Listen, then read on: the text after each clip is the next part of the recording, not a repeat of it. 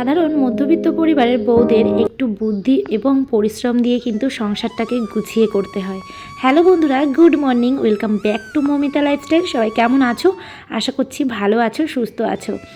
তো দেখো, সকাল সকাল কিন্তু আমার সুন্দর একটা প্রাকৃতিক দৃশ্য দিয়ে তোমাদের সাথে ব্লগটা শুরু করেছিলাম, আর উপরের ঘরে চলে এসেছিলাম বেডশিটটা পাল্টাতে।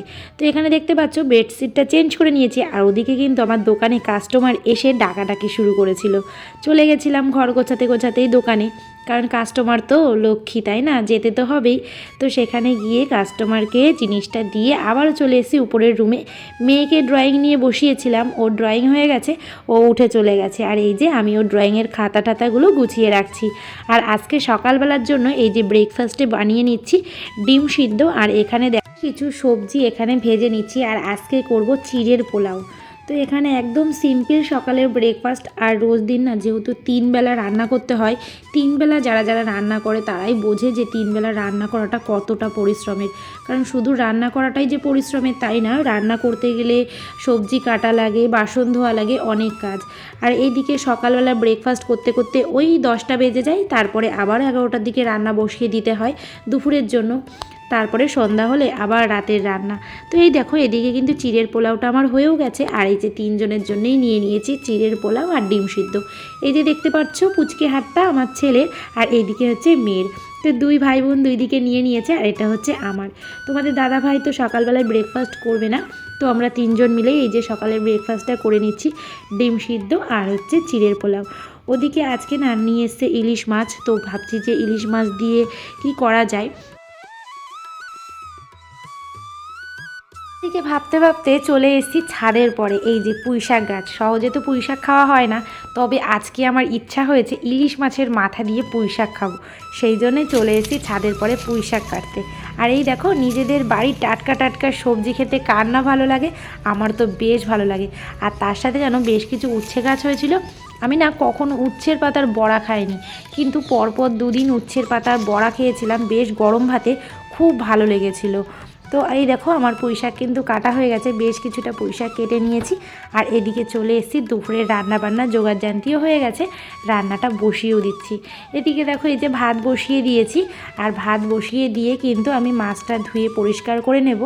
আর পুঁইশাক নিয়ে এসে পুঁইশাকটা আমার কেটে ধুয়ে নেওয়া হয়ে গেছে।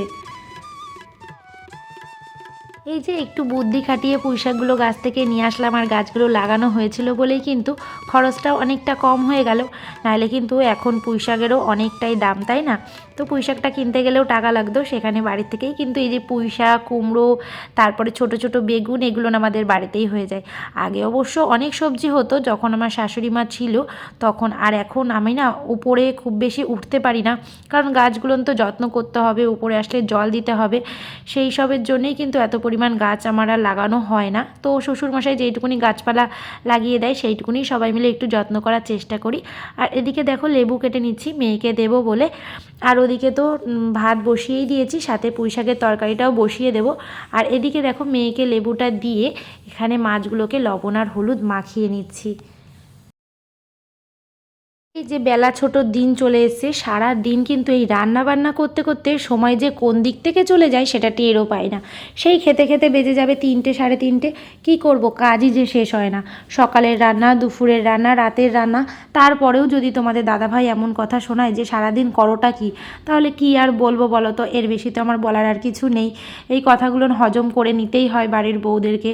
তো দেখো, এদিকে বসিয়ে দিয়েছি মাছ ভাজতে, আর এই মাছের মাথাটা দিয়েই কিন্তু আজকে করব পুঁইশাকের তরকারি।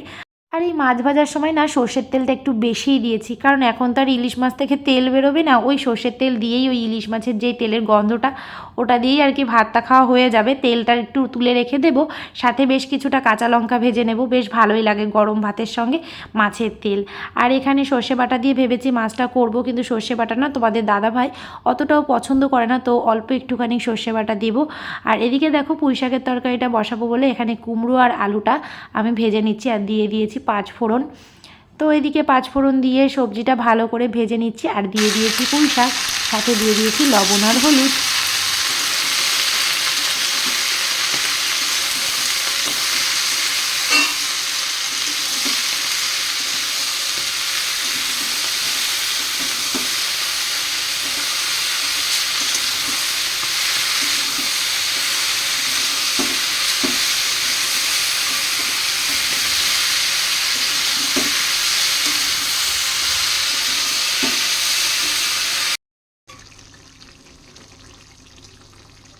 দেখো এই যে ইলিশ মাছের মাথাটা ভেজে রেখেছিলাম সেটা আমি দিয়ে দিয়েছি, মাছের মাথাটা কিন্তু দিয়ে দিয়েছি পুঁই শাকের মধ্যে।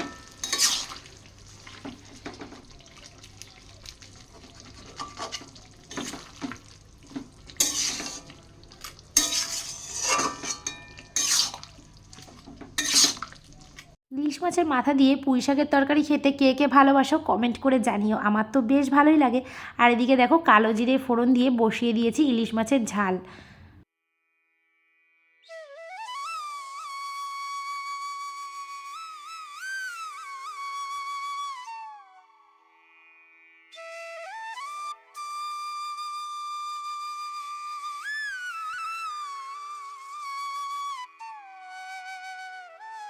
তো রান্না করতে করতে বেশ একটু সময় লেগে গেছিলো। আর এদিকে তোমাদের দাদাভাইও চলে এসেছে, সবাই মিলে দুপুরের খাবারটা কমপ্লিট করে চলে এসেছিলাম আবারও ছাদে। আর ছাদ থেকে না এই ভিউটা ভীষণ ভীষণ ভালো লাগে আমার।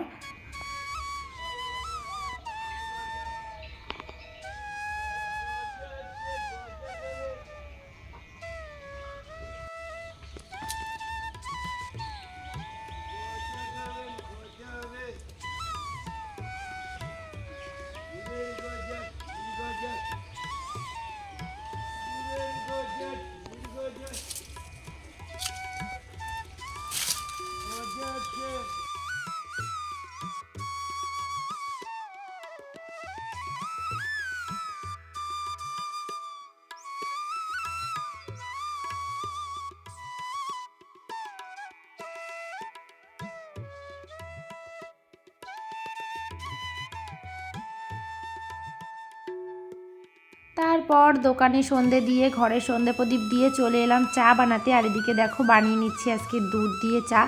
আজকে সকাল সকাল দুধ নিয়েছিলাম বলে সকালবেলাতে ছেলে মেয়েকে দুধ দিয়েছিলাম। আর এদিকে আমার জন্য একটু চা বানাবো বলে রেখে দিয়েছিলাম দুধ।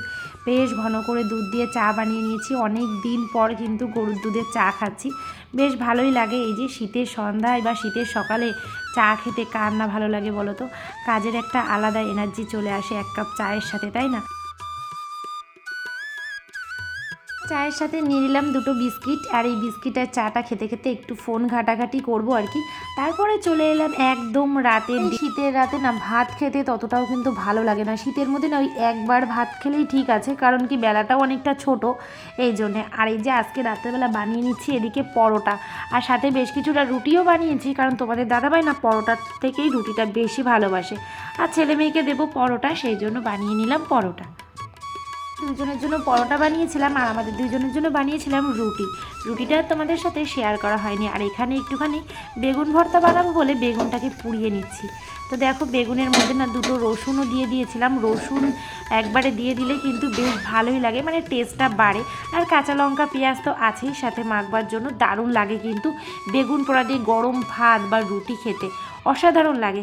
তো চলো বন্ধুরা, আজকের মতো ভিডিওটা এখানেই শেষ করছি। ভালো লাগলে অবশ্যই লাইক কমেন্ট করে দিও। আর যারা আমার চ্যানেলে নতুন এসছো তাদেরকে অনেক অনেক ওয়েলকাম আমার চ্যানেলে। আজকের মতো টাটা বাই, সবাই ভালো থেকো, সুস্থ থেকো।